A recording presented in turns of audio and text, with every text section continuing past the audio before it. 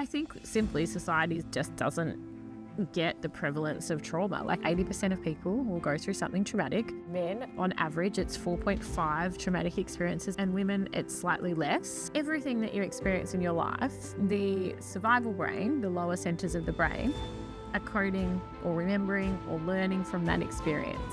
So consciously, you may not be taking it in, but it is creating an experience, or it's being remembered implicitly in your survival brain. We can't tell our nervous system, I want to feel safe. We have to show it. And so that's really why when we work with our body in this way, it allows the past to actually go into the past, become part of our story, instead of showing up today, because essentially that's what is happening with anxiety. Jessica Maguire is a physiotherapist turned nervous system expert, educator, and TEDx speaker. She's helped over 20,000 people rewire their stress response because she's lived it herself. After tragically losing 2 brothers, Jessica discovered firsthand how trauma impacts the body. Now she's teaching people how to heal using the power of the vagus nerve. In this episode, she gives us actionable tips on how to shift out of fight or flight, regulate stress, and feel safe in your body again. Only on Beautiful Inside by Beauty Kate. Welcome to Beautiful Inside by Beauty Kate. I'm Sigourney Cantelo. For over 2 decades as a magazine beauty and health director and founder of Beauty Kate, I've shared stories about how to be beautiful on the outside.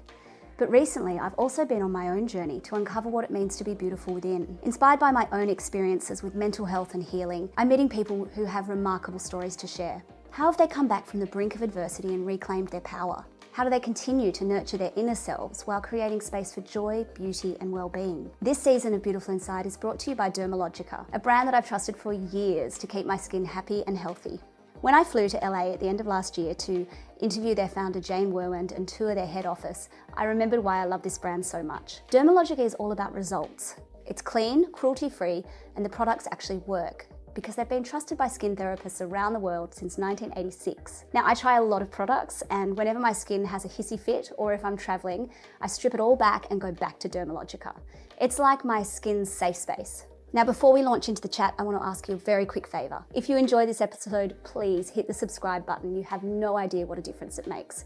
I will continue to throw everything I have at creating this podcast, finding the best guests, and having the most raw and authentic conversations. Speaking of which, let's get into this week's chat. I hope you enjoy it. Beautiful Inside acknowledges the traditional custodians of the land that this podcast is recorded on, and we pay our respects to elders past, present, and emerging. I'm here with the wonderful Jessica Maguire, and we're at Three Meadows, which is a beautiful retreat space and outside in the breeze. Mm-hmm.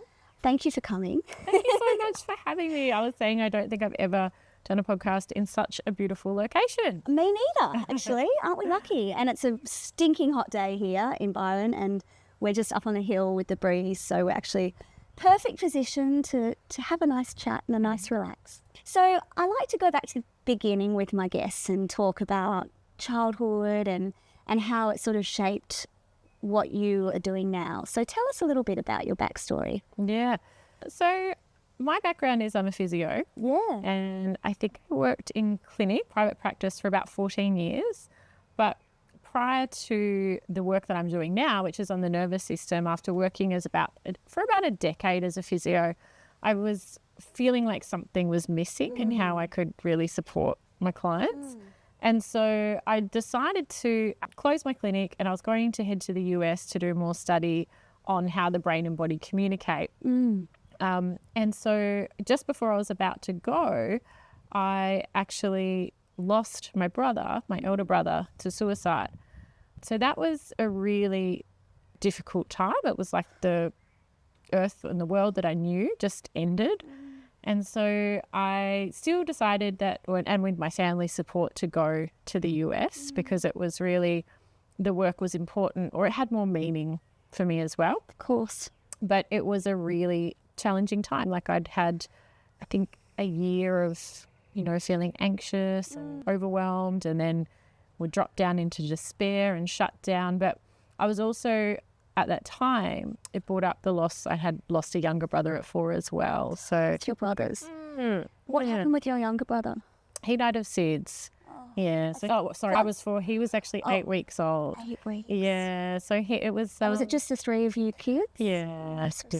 No, it's a hard time. So growing up in the shadow of having that loss in the family would have been incredibly hard for your family. Yeah, I can't imagine it now, like as a mother, and I've got, you know, a 17-month-old daughter, and I can't imagine what it would have been like for my parents, for how difficult it was. But, you know, kids, they certainly know and sense and pick up on all of that.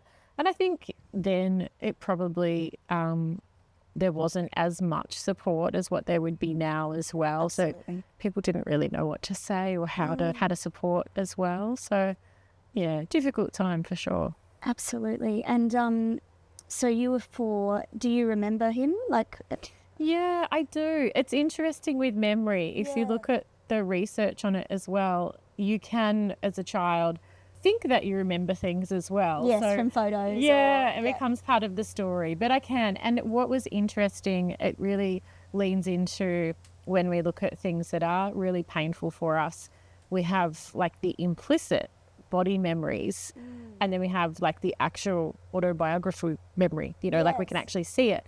Well, I was probably like hazier on seeing the situation, but it was more the body memories that came up for me. So you remember the feeling of, what did it feel like in your body? It was like there was the grief from Sam's death that I was, you know, obviously very aware of, but there was this secondary feeling that kept coming up, and it was very old and painful, and almost there was... So Sam was the brother that died there. Yeah. How many years ago was that? It was 8 years ago. So how old was he? He was 34. So sorry. I can't imagine, I mean, what the impact that would have had on your family and your parents as well. Like, are they still together? Yes, they are. And, you know, it's they've actually managed to still be really supportive towards me. I can't imagine what it's like for them. And, you know, there's just parts that you then see, okay, my parents will always be sad. But there's another part inside that's still the little girl who's like, but I want to fix, I want to help. But you learn in your own way to let people be the adults in their own life, and that some things you just don't heal from. Yeah. But and grief is always there, right?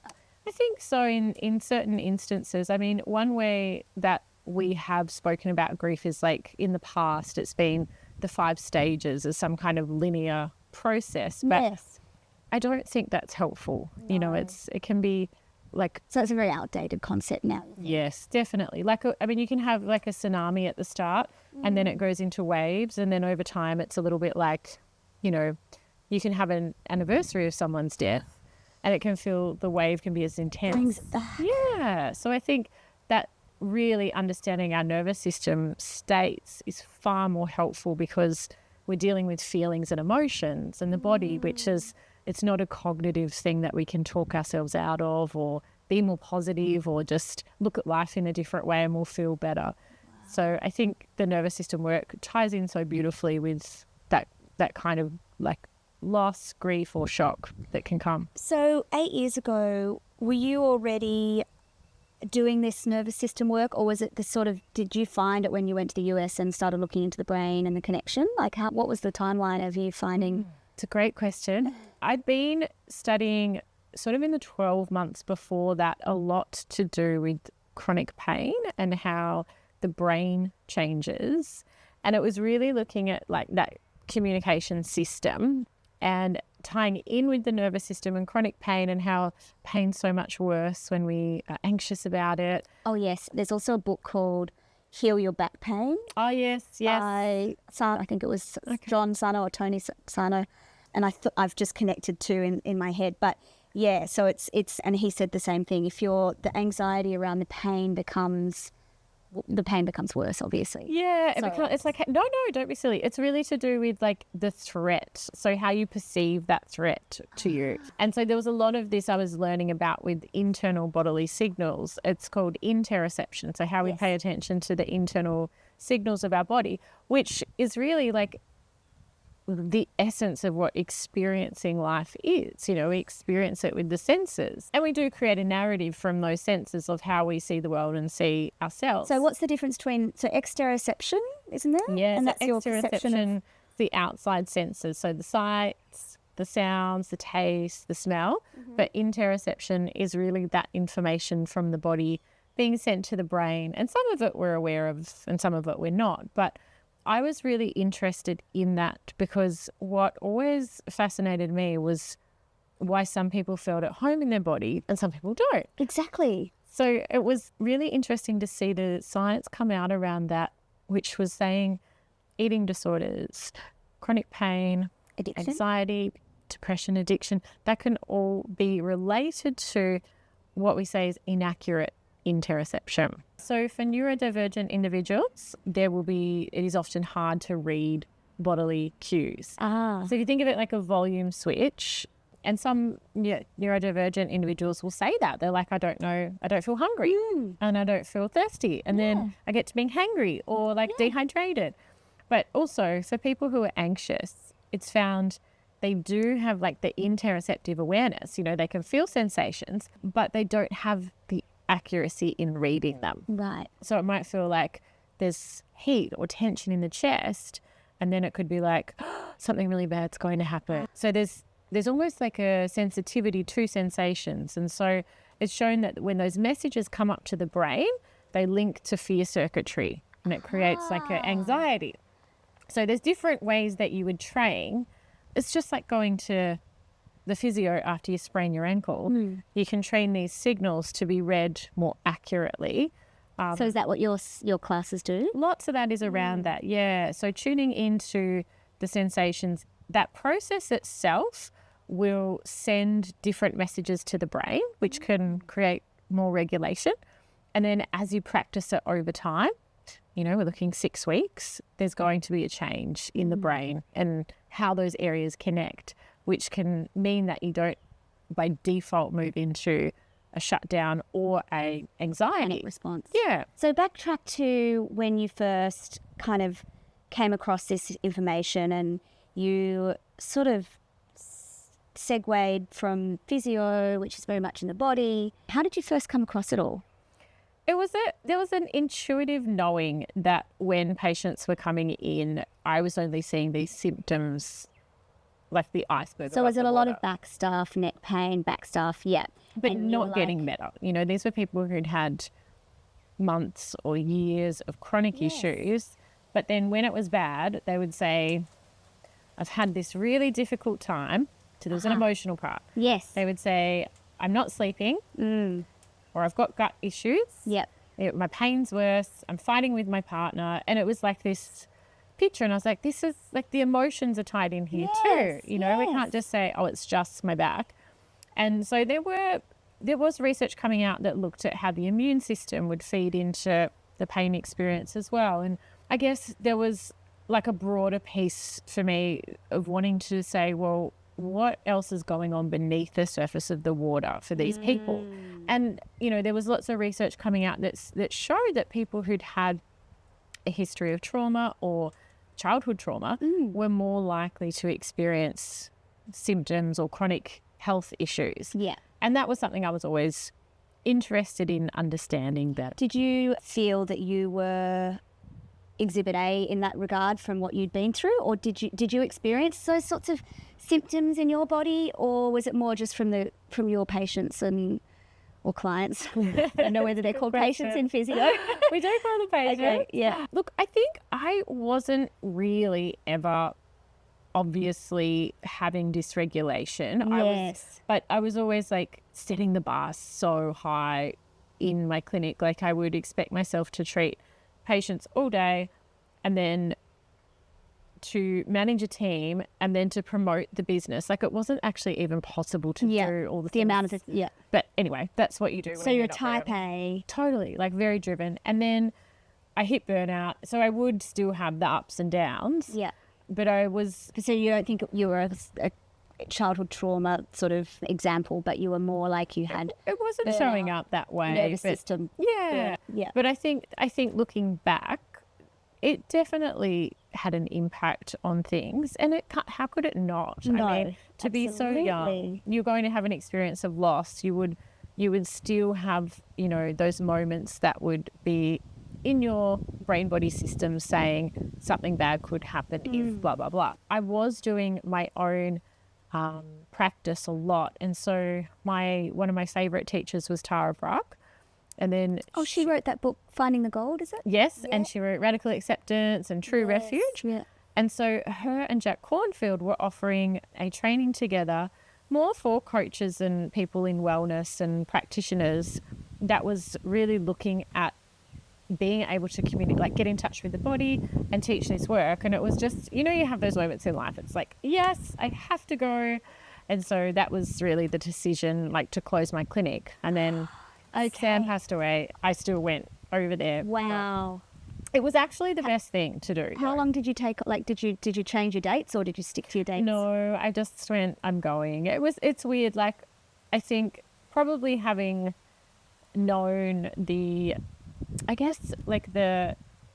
challenge of being at home when something like that happens, which I'd been traveling a lot before that anyway, but the challenge was you knew it was going to be a lot of other people's pain as well. Yeah. And I think sometimes you might think, well, I need a clearing to process what I'm going through myself, particularly because being a health professional, you do find naturally that people tend to lean on you. So it was a little bit like, okay, I need to actually create enough space. Extricate myself to heal myself. That makes sense. So you went to the US and you started learning. How was that course with Tara? It was amazing. And like walking into that community, I don't know if you've ever walked into a space where there's been like someone who's like a teacher or that you've learned from, and just their presence, you already feel better in being in the room with them. So that happened. But then I remember, we had to break into small groups and talk about why we were there. And how many people did the course? 300 from all around the world. Yeah, it was great. But going in and to our small groups and talking, and Lil was saying why we were there, and I just full ugly cried and did them. But everyone was just amazing and supportive, and that was what I needed. Yes. So it was great. It was a safe space. Everyone was there for the same reasons. Exactly. And so it was teaching you about, what was the course? So a lot of it was based on clinical mindfulness, but also there was a large part on creating inclusive community, which was really important for retreats and group work I've done. A lot of it was on, personal reflection. A lot of it was on trauma.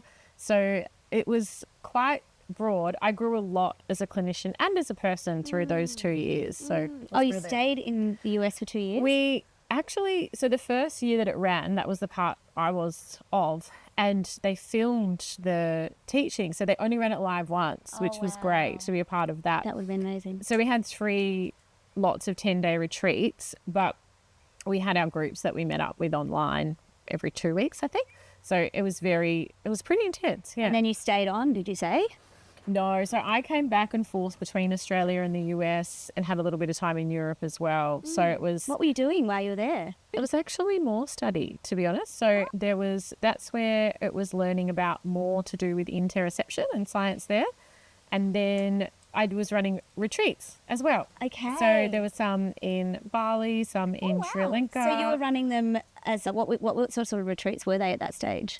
So it was teaching a lot on being able to utilize, it was more incorporating interoception and embodiment, but we were doing it in a way that was through movement, it was through meditation. And we actually, my friend and I ran it together, but we actually had a Buddhist monk come in and teach parts of it as well.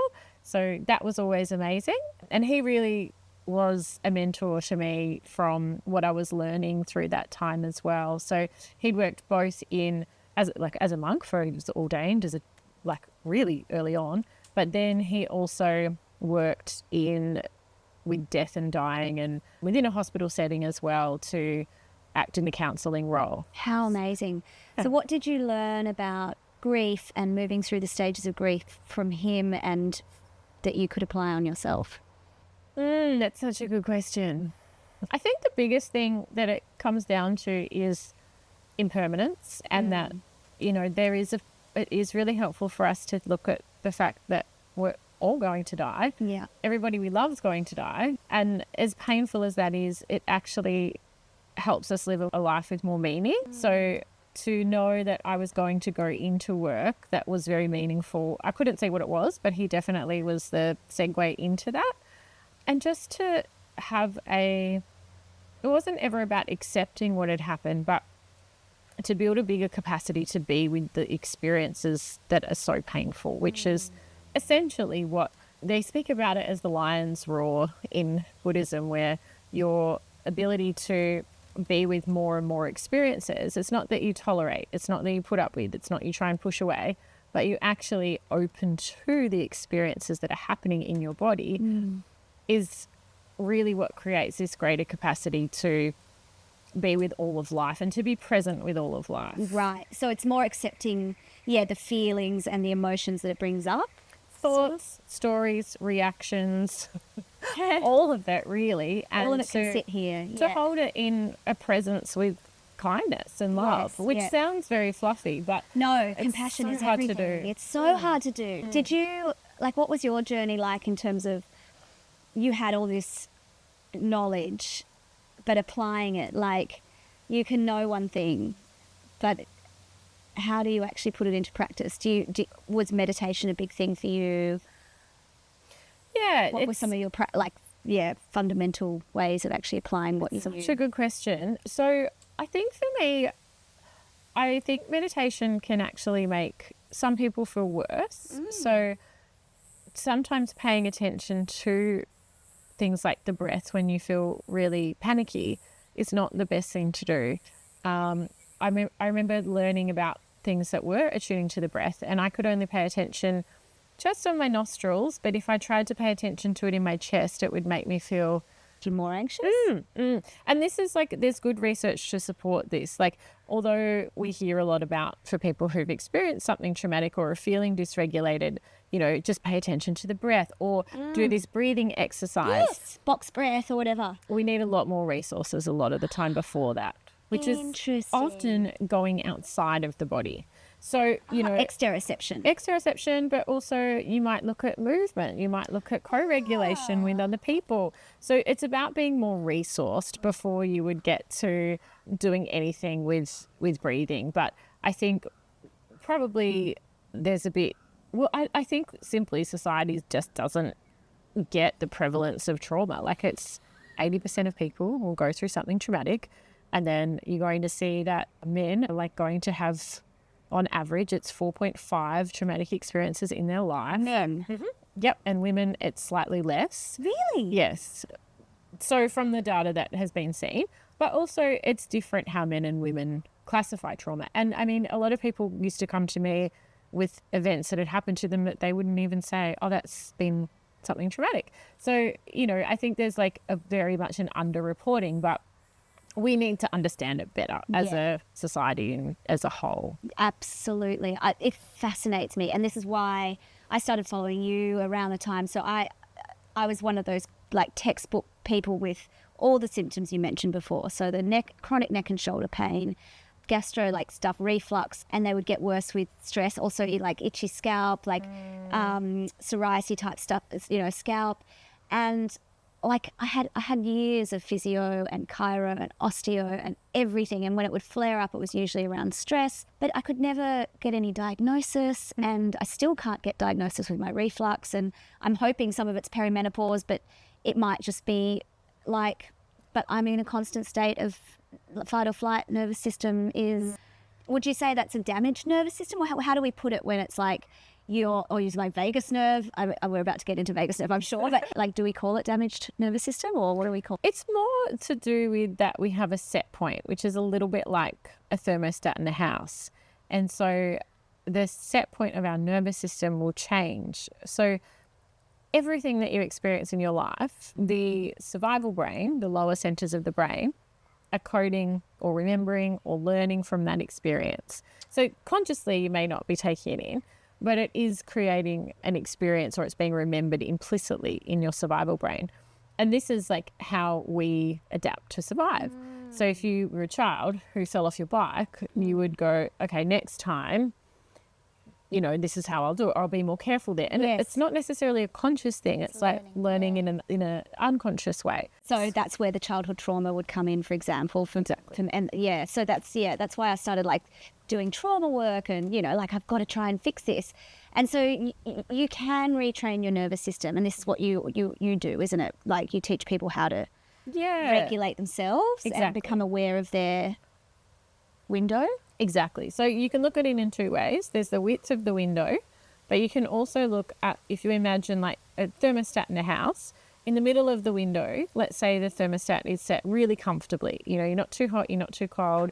You can live and do your best in that temperature. But let's say the temperature was cranked up really high. Well, you would start to feel uncomfortable, but the house would have issues, right? You would have cracking of the hardwood floors. There would be emergencies to deal with. So you couldn't get to the maintenance projects like painting the house because you have to deal with the short-term stuff. Likewise, you might find that if it's too cold, there's mold, the roof leaks. And if that's all happening, you can't, again, take care of the maintenance stuff. So we see this in the body for a lot of people who are living in those too cold or too hot states. The things that require the long-term maintenance of our body stop working as well as they should, and so we end up with chronic health physical things. Okay. And what kind of experience have you had with people who have healed their nervous system, and how do you do it? What's the process?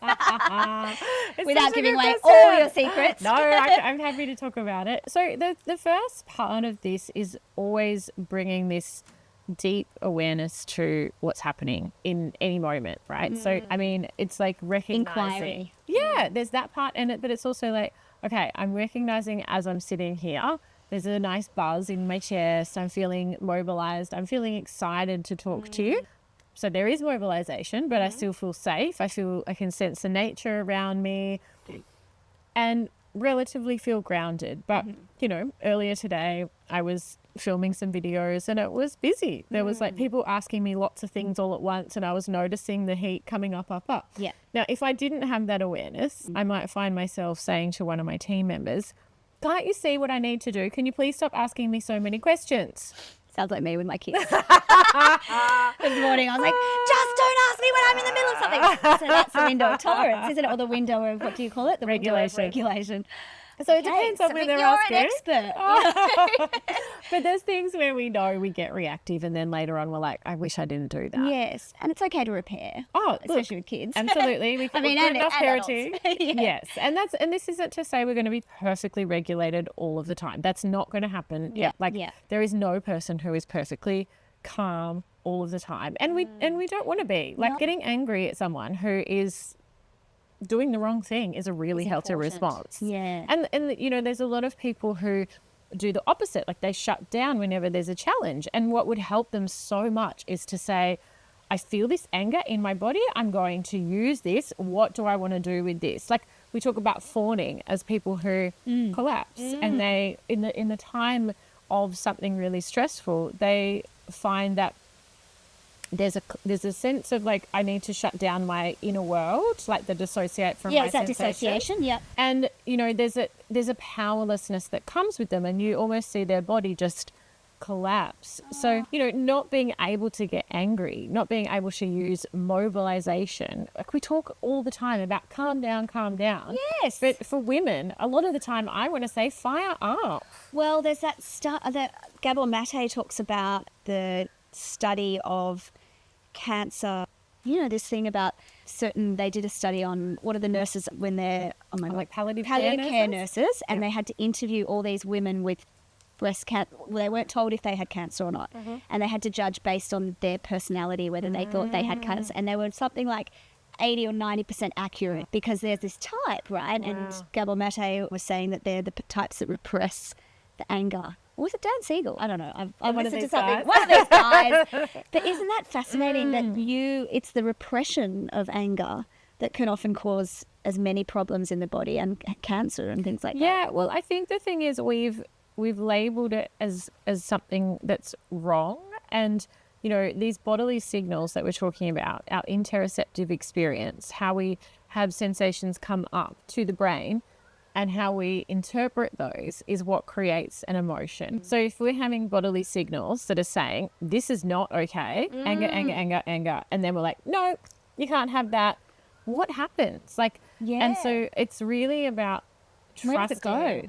Well, a lot of people will use this strategy of shame to try and dampen down the anger and say, oh my God, I'm so bad for feeling this way. This is so wrong. This is my fault. So it gets internal. It's so damaging. And then it does become shame, which is why a lot of people then collapse or move into shame, and if someone had to, learn to do that when they were younger to keep themselves safe, that makes sense as well. Totally. So it's very So much how about do we do it? So we start to learn about being curious about our feelings in our bodies. Yeah, but also following the body's urges. So rather than this being like a cognitive narrative, we take it out of the head and get back into the body, and we say, okay, so for somebody who is in that moment, let's say we're having a discussion, and let's say I'm being quite overbearing and you're feeling yourself you're annoyed, but you sort of collapse by something I say. Yeah. One of the best things would actually be, okay, I feel my body here.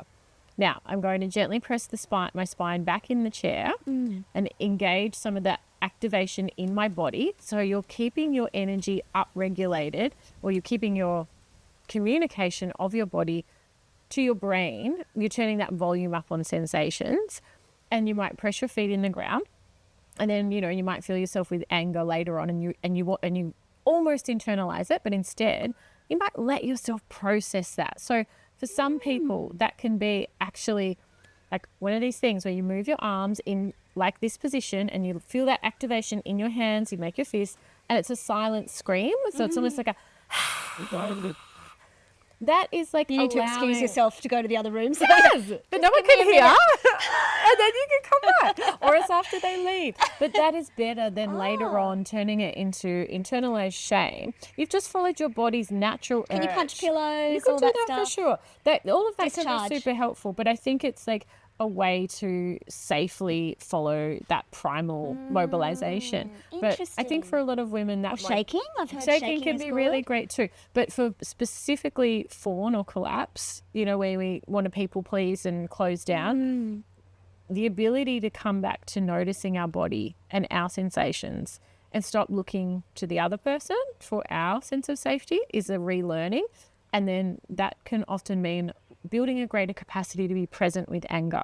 And that's why I love that one with the silent scream, because you're letting the anger come through, and you're not trying to shut it down and squash it and say, I've got to get rid of this. So it's being okay with your emotions as well. So okay, so I did your masterclass, and I feel like I've already forgotten everything, and I need to like have like cue cards or something. But I do remember feeling fascinated by it, and I'm going to do your, was it 8-week? Or The 8-week program. So I'm really excited to learn some more. But talk us through what people will learn, and like how, even if you can't do the program, maybe some pointers that people can start with. I mean, you've already talked a little bit about the silent scream and being okay with your emotions. Is there other things that sort of entry points into this technique? Yeah. So the best thing is being able to recognize as you move between the different states. Like we've talked about the 3 primary, but then it's the blended states as well. Oh, hang on. What were the 3 primary? So we've got the window of regulation, hyperarousal, hypoarousal. Yeah. And to really recognize that in an embodied way. So what tends to happen for our students is they run on autopilot, and then they go, oh my gosh, this is my sympathetic nervous system. Yes. It's not me. So we do that for the first 2 weeks, is to really get to know that and map it out and feel So do you take confident. journals, or what do you do? No, it's experiential learning. So we can't learn this through a cognitive checklist. We actually need to get into our body and start to do it in the heat of the moment. So it's like what I said, if I was this morning recognizing, okay, temperature's going up here, I'm like having more and more things come in, that's when I need to say, okay, guys, I just need a second. Then I can think. Yeah. And I know for me, one of mine is, I do have to make a lot of decisions a day, but if it's too fast, I start to get like irritated. Yeah. So a lot of the time now, my technique is like, okay, I'm going to say, I'll come back to you tomorrow on that. Yeah. I'll come back to you tomorrow on that. So Brilliant. yeah, but that's Just knowing yourself. that's very empowering, isn't it? Yes. And then it creates a safer workplace for everybody who works with me, instead of saying, oh my God, that moody boss. Yeah. So that's really important. But the other part we get into is, as I said, interoception, but the other sensory systems too of proprioception. So recognizing how we hold our body in the moment, which Oh is my God. I've just started tuning into that, and it's like, whoa, when you start and you're like, I'm clenching my butt like all the day. My jaw is always tight. Like, how do you stop? How do you unlearn years of being in fight or flight? it's if you imagine a circle and then there's a line through it, and what's below that line is what's outside of our awareness. But through doing this work, we bring it above that line, and then we can change it. Okay. And that's when we start to break patterns. But it's really the experiential part is what processes the activation or old stress, really, because we're really responding to something from the past if we're doing that today. So we want to let the stress cycle complete from the past. That's why most people feel dysregulated. So for example, let's say if what happened with my brother was at that time, there was a huge surge in the mobilizing energy. So that was the sympathetic energy. It's a bit like putting down the accelerator in the car flat. And in traumatic stress, what happens is we actually have the handbrake come on as well. And so it's a little bit like that's a freeze state. So there'll be lots of activation of the accelerator, it's like pulling on the handbrake, and we feel like all this activation, but we can feel stuck at the time. So it's a bit like deer in the headlights. Now, if I didn't take the time to, whenever that activation came up again when I faced a challenge, which it will if we haven't completed that stress cycle, then I would likely respond with freeze to challenges today. So I keep repeating that until I get to process that experience. We do a lot of cognitive or attempting to process events that were traumatic cognitively, and that's why it doesn't work. It's because it's about in the moment when we have this activation come up, we are able to work with it in such a way that the experience completes. And then what our survival brain thinks or understands is, okay, that event is now in the past. Right. So we can't tell our nervous system, I want to feel safe. We have to show it. And so that's really why when we work with our body in this way, it allows the past to actually go into the past, become part of our story, instead of showing up today because essentially that's what is happening with anxiety. Someone is having this, something bad's going to happen again. Yes. So if we can complete that stress response from the past, and that improves So it's just our being vagus awareness nerve. of being like, this is old stuff. I'm being triggered. Is it that kind of thing? Yes, but we also have to work with our body, because the part that is detecting the threat is in our survival brain, which is not what communicates with us through words or language or thought or narrative. It communicates with us through releasing these it's through hormones and neurotransmitters that create bodily sensations and emotions. So if we can work with our body to send new messages up to our brain, it's very complex, I know, but essentially we will complete that old stress response and we can leave it behind. But again, we spend so much time trying to put it into words and understand and have it in a neat little box, but it doesn't work so great for in the moment, traumatic stress. It's being aware of what that is and then telling your body something different. It is, if we talked about being able to recognize what's happening in our body, so it's like, these are the sensations, and what we said before, like, my jaw is tense. Wow, I automatically did that. So and we follow the sensation. So it's really, you'll notice it emerge, the sensation or the emotion emerge, and then we'll experience it and let that experience go through, come into it. But a lot of the time, I think our tendency might be just to try and push that away, cut off, react, whatever. But we don't have the skill to actually allow that experience, that sensation to move, to play out, and then to find safety again in our body. So like you were saying before, like push your spine back. So it's these little things that you can do in your body to make you feel safe. It's the biggest part of it, but it's really So what might be an anxiety one then?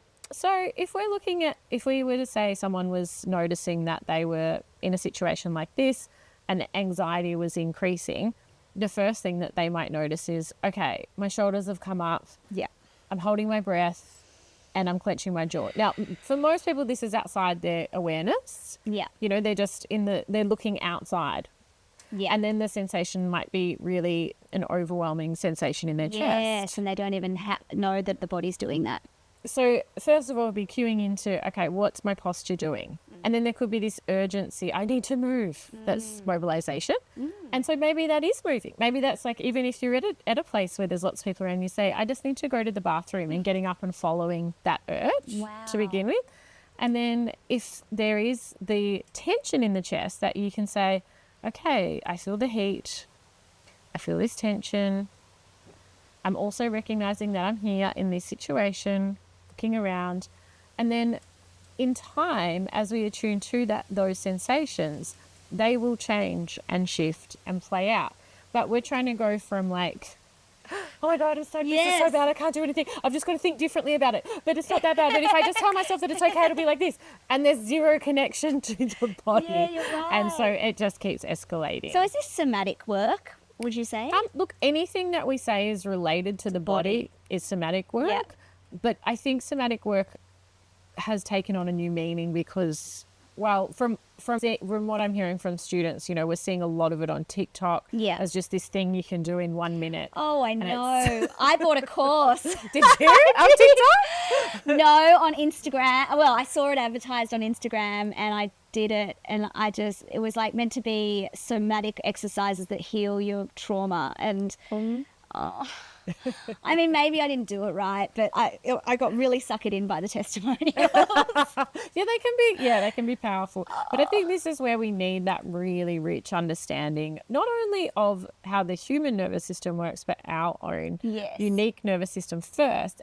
And everyone is selling the tool without that first. So it's like, well, exactly.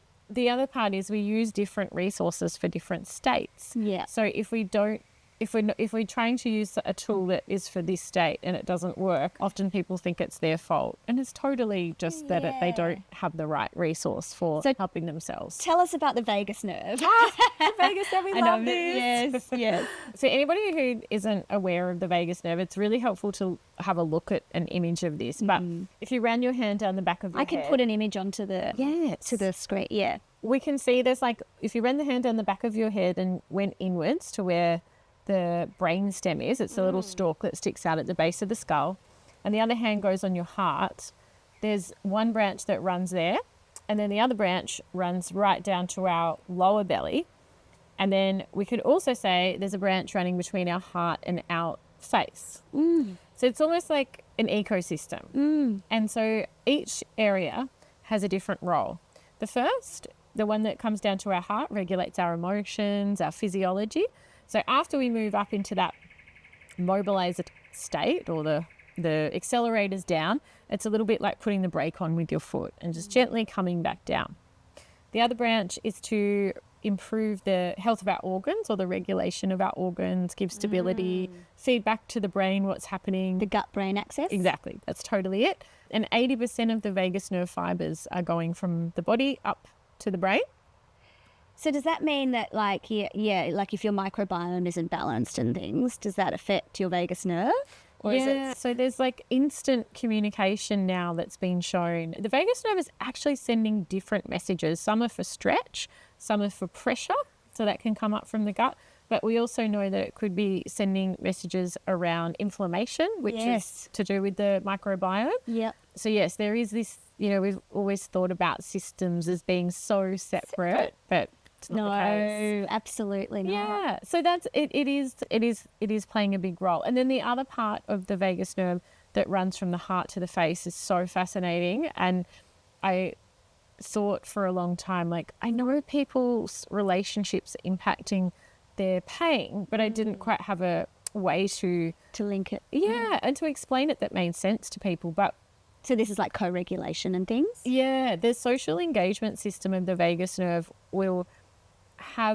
there's a direct impact of other people on us.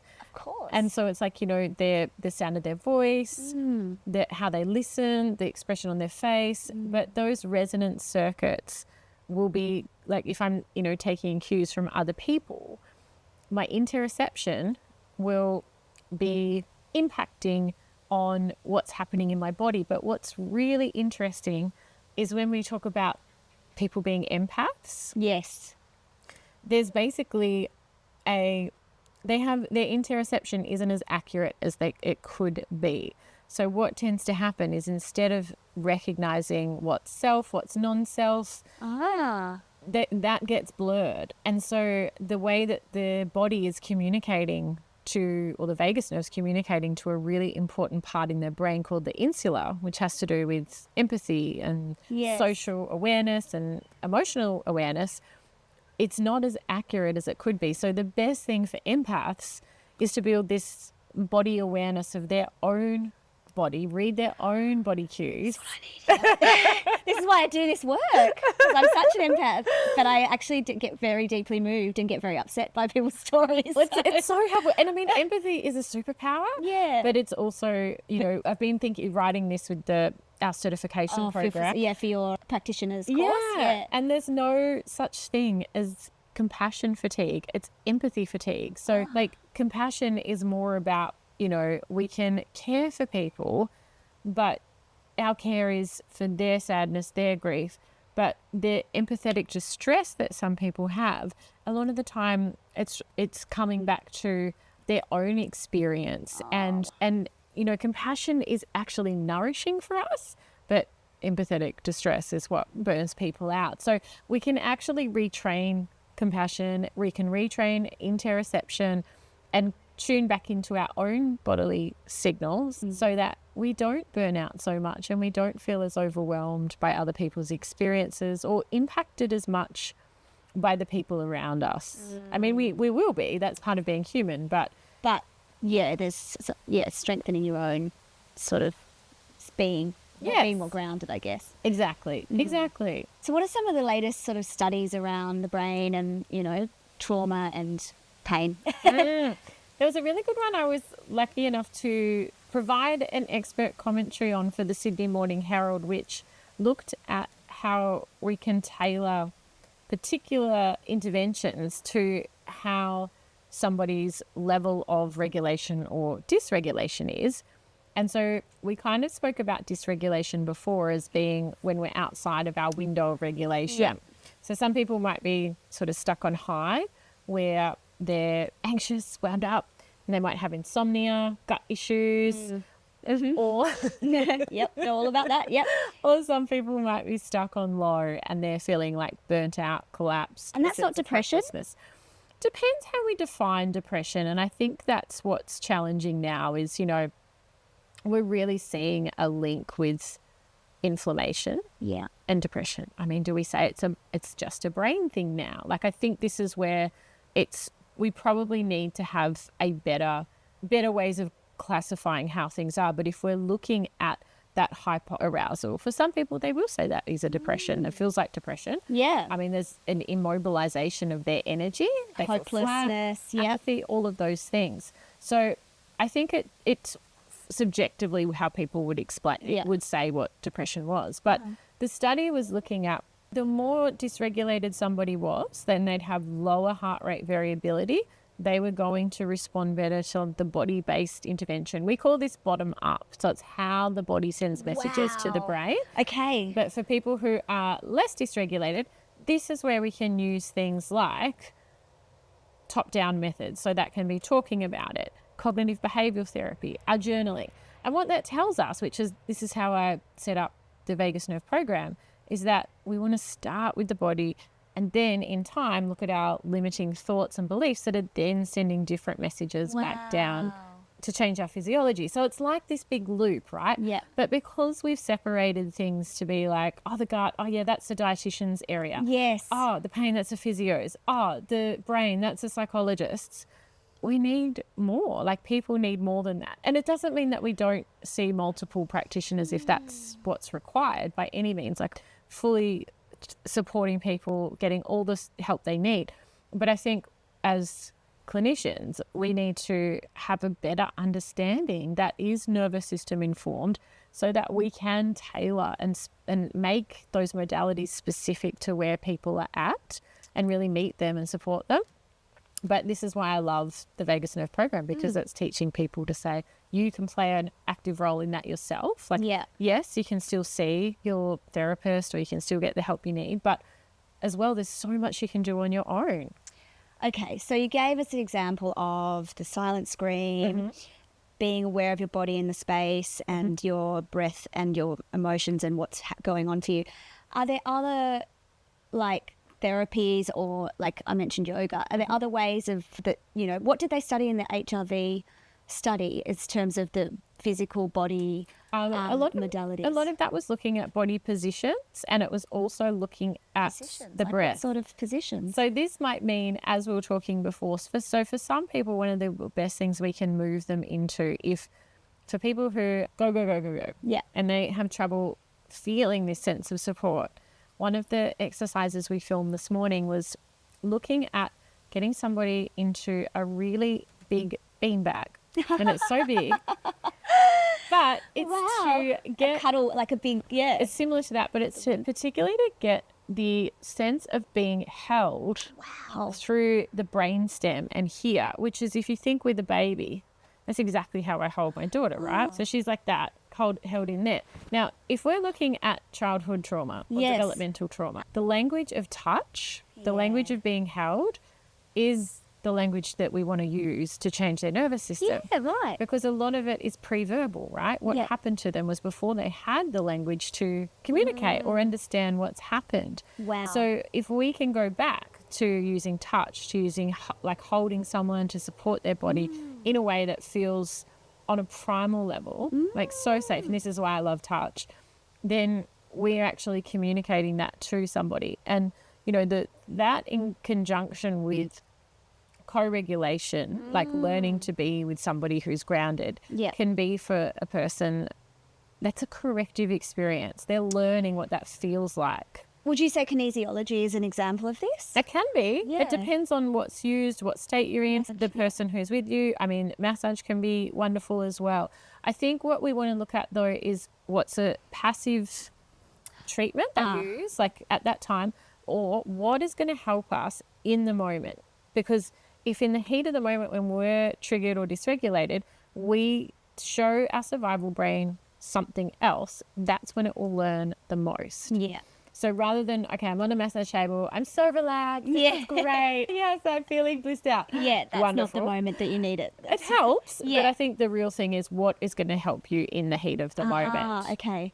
And what if you don't have a big beanbag? If you don't have a big beanbag, then you can still look at, okay, if I'm sitting here right now and I was to make myself more comfortable, so I'm like, okay, I'm going to sit with my legs uncrossed and I'm just going to really notice for this moment the sense that as I sit here, the earth or the chair is really going to support my weight. And as I just take in for a moment, not cognitively, but the feeling of the supporting my weight. Yeah. And I wonder if, by feeling this, is it possible for me to even let my spine rest back into the chair just a little bit more? So it's almost like the chair's taken. So for me, I've immediately sighed. It's like, Totally. That's a big part of it. And then I could start saying, okay, what signals can I show to my nervous system that I'm safe? Now, this is an easy environment because everything's lovely. There's this beautiful green trees around me. I can slowly take it in. I can look at the bird that just flew over. I can hear the sounds. But this sensory information is what I'm referring to as showing your nervous system. It's far more powerful, but we are such a top-down society that wants to analyze, tell, say, try and figure it out. Even the way I'm like trying to, get you to say it into words. I'm like, but give me 5 points that I can then tell people. Yeah, it's hard. It's exactly what we're designed. That's how we want to do it, isn't it? Like, what's the silver bullet? Yes. But it's more of a sense. Now, if you're in the moment of something that was really hard for you, and you were able to.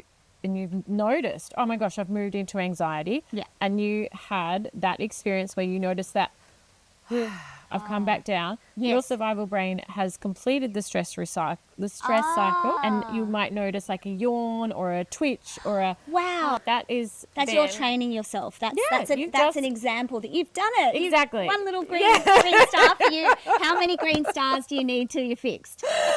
There's no fixing. Oh, what? There's only widening the window. What do you mean with it?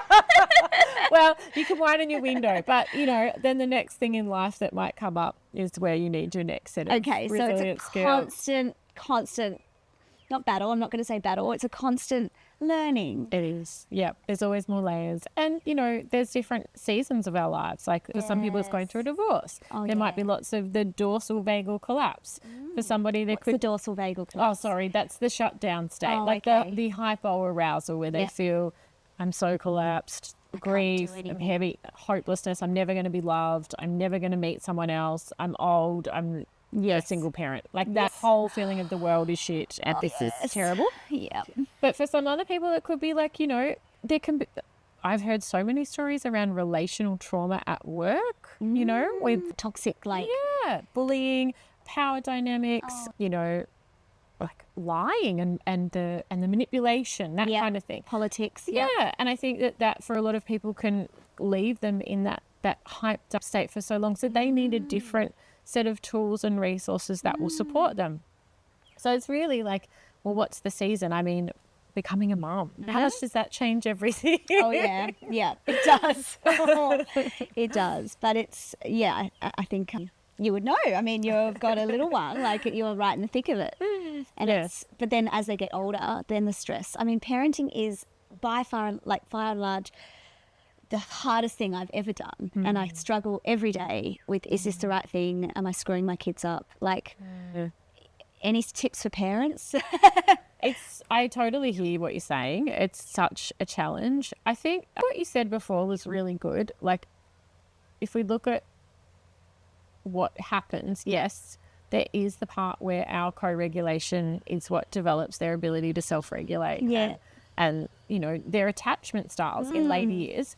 But this is also, the good news is that it's really about being a good enough parent. So, 80% of the time or something, or 60. Actually 30. 30. So, I love that. So there's a bit of That's letting up the amazing. What? And they're not going to be traumatized, or they still might end up in a therapist's office, but they might not be in what is it? In dysregulation? Yes, dysregulated state. Yeah, so I think there's the big part of that is just like, there's so much noise and so much parenting advice. I feel, I went back to work when Ivy was only about 4 months, not full time, but, and I'm actually really glad I did because it meant I wasn't reading or taking in a lot of that stuff. And so I could trust my own instincts a lot. And my husband is doing an amazing job with, also co-parenting alongside me. So that's really helpful. But does he work in a similar business or different? Or he's actually a DJ and a music producer. Oh my God, wow.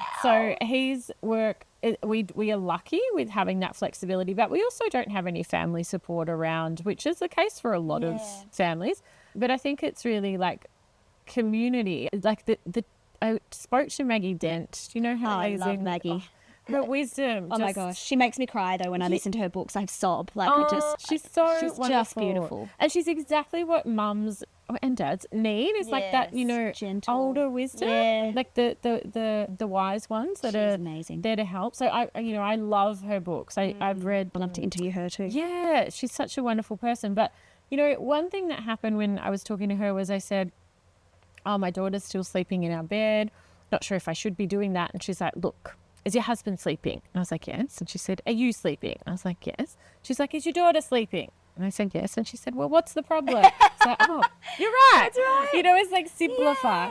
But also she speaks a lot on, making attachment the first thing. So my daughter, Touch, if she gets that through the night, she's absolutely fine if I go to work the next day because she's been with me all night. Yes. And then the next morning I'm there and then, it's not a huge deal for her when I go to work. But I think if she was in her own bed, it might be a different story. So I think, like leading with attachment, that's the biggest thing. And just, I think the best gift we can give to our children is taking care of our own nervous system because they're picking up on things that are, it's such a below the level of conscious awareness, communication. You know, they respond to the beat of our heart, our touch, our voice.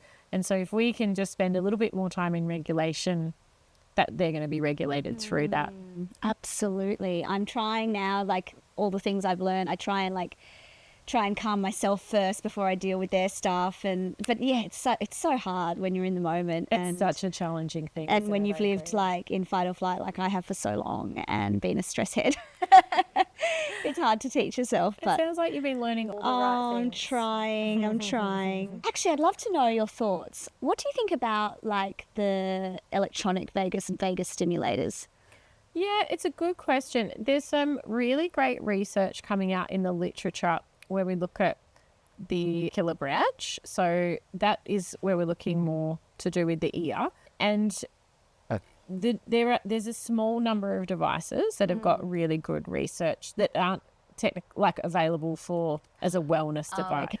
Wellness devices, the challenge is that you want the dose to be specific for what it is you're trying to achieve. Yes. So that might be different for interoception. It might be different for anxiety. It might be I've loved getting into some of the research on tinnitus and working with a few people in that way with tinnitus. Like there's definitely some, So these are electropulse ones, or it's more to do with the stimulation through the ear. Oh, okay. And that would be the more of the gold standard through the ear. Okay. But it's too early to give any specific recommendations based on what we know. But what I'm seeing is through vagus nerve stimulation and neuroplasticity is really exciting. So looking at stroke patients, when they're using it in clinical settings, there's 3 times faster results than without it. So what it does is it sends a signal to the brain that improves neuroplasticity, which is building new connections or new neurons to connect together. And it's been used in children with cerebral palsy. So, say they've got one that's not working so well, they put a sock on the other arm, and then as they reach, they're using the device and they're seeing just significant improvements compared to... So these are hospital devices that are not... Yeah, they're more what's used in research. It will come to the market. Have you seen the Pulsetto? Yes, and I think we're limited in enough good research to support those as yet, but it will come in. It will happen in time. I think it's just we're not there yet to say, it'll definitely be the future. Yeah. What is vagus nerve stimulation if it's not a physical stimulation? Like, how do you stimulate the vagus nerve? Is that a stupid question? So a lot of what we're talking about now, every time we come back into regulation, that's the vagus nerve coming back online. So people can feel that through their breath. They can feel that. So it's just relief. That safety, the feeling of safety. Yeah, and trust and dropping stimulating down. Your nervous system. I'm sorry, your vagus. Stimulating your vagus nerve. So if you imagine that 80% of the network comes up to the survival brain, and then when we send a cue of safety to the survival brain, and the survival brain deep down because that's where the vagus nerve is, when the survival brain goes, I'm safe now. Oh, I feel this sense of safety. Then it will send a message down to the 20% of those fibers and the vagus nerve. That's really when we say stimulating the vagus nerve is. Okay. But this is why I'm saying when we say, okay, well, if I just gargle, I'm going to make my vagus nerve work. It's like, well, maybe, but did that bring us back to regulation? Did my survival brain learn that I can cope in that situation? So next time, I don't need to be as anxious. It's creating those neural pathways of safety, right? Exactly. It's rewiring. It's like why you say repairing your nervous system. Is it rewiring those neural pathways that normally would get fired up and create the anxiety? It's telling it, no, you're safe. Let's go with a different response. Exactly. So it's basically the part of the survival brain that detects threat. Yes. It changes. So it actually changes in size. There's science to show that. So that's a neuroplasticity. Yep. And then the vagus nerve will increase in its activation. So we're building vagal tone. So there's 2 things. And what's polyvagal theory? So that's to do with the 3 states. Okay. So poly meaning more than one, and vagal meaning vagus nerve. So we used to just say the nervous system was like the accelerator and a brake. But now we know there's the handbrake state into shutdown. And that's what people go into below that window of tolerance. Okay, that's when you say it was, what was the other word you used? Dorsal vagal shutdown. Yes. That's yeah. what Or hypoarousal? Yes, hypoarousal, dorsal vagal shutdown, freeze, and then Fawning? Is fawning the same thing? fawning's a blend. So fawning is a blend of that shutdown state because we've actually dissociated from our inner experience. We're looking outside of us. We're trying to for please safety. other people. Yep. And then we might have some of the flight energy where we're like, what do I need to do? And then some people have said that there is part of our state to do with our social engagement system where we use our voice to negotiate, but it's really trying to say whatever we think the other person wants to hear. Okay, so people pleasing and And I mean, this is an amazing response for people who had to do this to stay safe. Like, it shows how adaptable we are. Yeah. But it's just if those patterns that we learn that become, remember, under the circle with the line through it, if they're under our outside of our awareness and we keep responding that way, it just doesn't serve us. We're looking to bring it into awareness and respond with true regulation, meet our own needs, take care of ourselves. It's so fascinating. Mm. So you've worked with over 20,000 people on their nervous system over the years. Mm-hmm.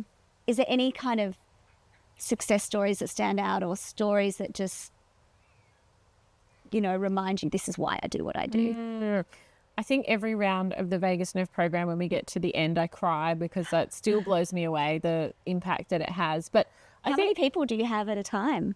It really just depends. Sometimes it can be around 100, sometimes it can be a little bit more. It just really depends on the round and the years. There was obviously more through the pandemic because a lot of people were online and needing help. But the thing that I love hearing the most, well, there's two parts of it, is when somebody says they can connect with others again and feel safe in connection. That means so much because I think, that's building healthier communities. And then also hearing the ripple out effect that it has to people's children, into the community, that's having an impact that you can't really measure. Like, it's a ripple effect that would happen for that person, whoever they come into contact with, to be around someone who's regulated. So that's been great. But we've seen, chronic symptoms turn around. We've seen people who've been dysregulated their whole lives. It doesn't mean that you never feel anxious or never feel wound up, but they really break free from all that suffering. And that's our purpose of doing the whole work. So why do you do what you do?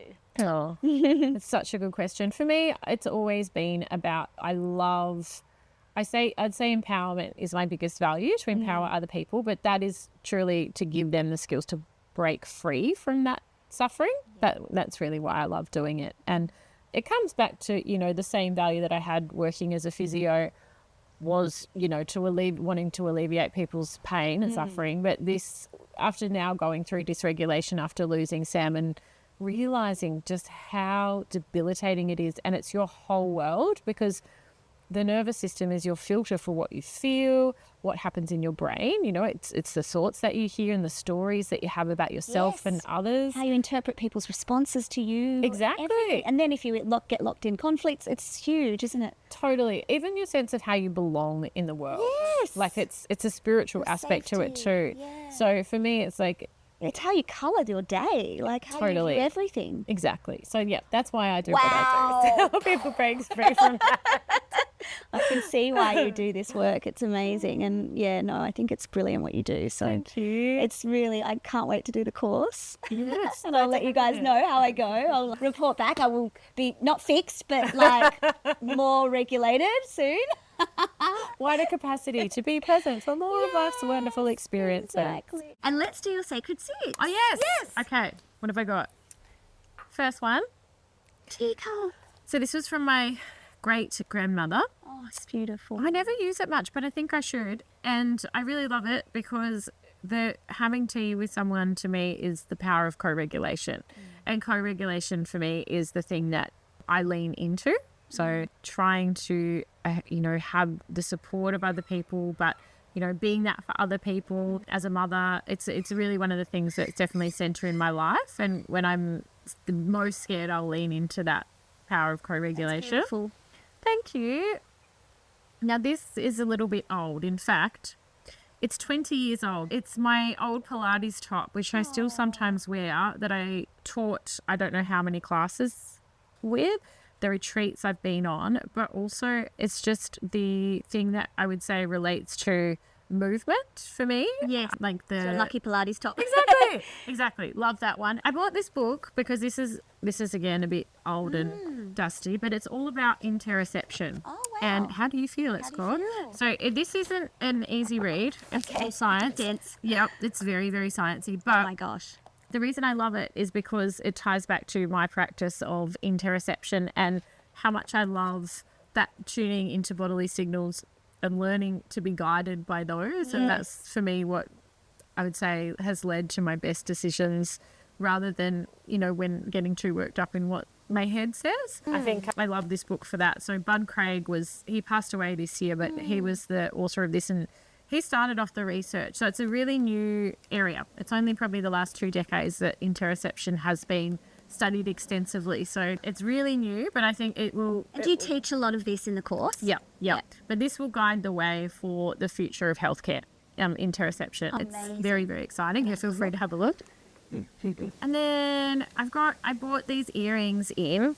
So Oh, they're lovely. yeah, these are from my husband for our wedding anniversary. But That green is so pretty. yeah, well, I got the ring to match. Oh, I love that ring. Oh, I love that ring. I was looking at that actually. It's that jewelry that you can just wear all the time, even when you go swimming. Oh, that's good. Don't have to Lasts. take it off. It would last really well. That's beautiful. And Oh, this is my daughter's, I think this was her first toy, but I bought it in to represent play, which play is a state that we can move into with our nervous system to really learn to get better at being present with that mobilizing energy, and then we keep it in check with safety. So our family, a big value is play and prioritizing play. We, on the weekends, took bikes from Kingscliff and you can ride right along the coast all the way down to Cabaret, and it was so stunning. My daughter fell asleep in the little car seat at the back, or bike seat I should say. But yeah, just that the play I think is such an important one, and we probably forget do it as enough. adults, don't we? It's so easy. what to are be your like- favourite ways to play? So bike riding, love riding? it. It makes me feel like I'm just like young again. Anything on the water, like supping, surfing's a bit stressful sometimes. Yeah. as well, so- Yeah. But definitely I'm a movement-based play person. But my husband and I used to we loved going to comedy shows together. And That's cool and always, healthy. yes, always big on the playful I fun love stuff. that. I love that reminder. It's so important. I think so too. And my last one is really boring. But what helps me stay at my best is definitely, I would have bought a weight, but I'm a big believer in strength-based training that just comes Oh, from... you've got great arms. I think this is from my daughter. Oh, wow. Well, Holding they're her very all the shapely. time. Yeah, and for me, it's more about I love that strength training gives me the feedback of being in my body. Yes. It's really about that feeling of at home and being strong. I mean, it feels so empowering to feel that way. Especially everything we know now about peri and menopause, Yes. like just how important it is to strength train. I'm just learning that now. Yes. So they are my 6. Oh, they're beautiful. I love them. They're very, very apt. So thank you. Thank you so Thank much. you for thank you for thank you for coming. Thank you for having me. You're welcome. I loved it. It's been so Oh, fun. it's been lovely. Thank you for joining me on this episode of Beautiful Inside. If you enjoyed this, the best thing you can do is share it with a friend, leave a review, or give us a rating.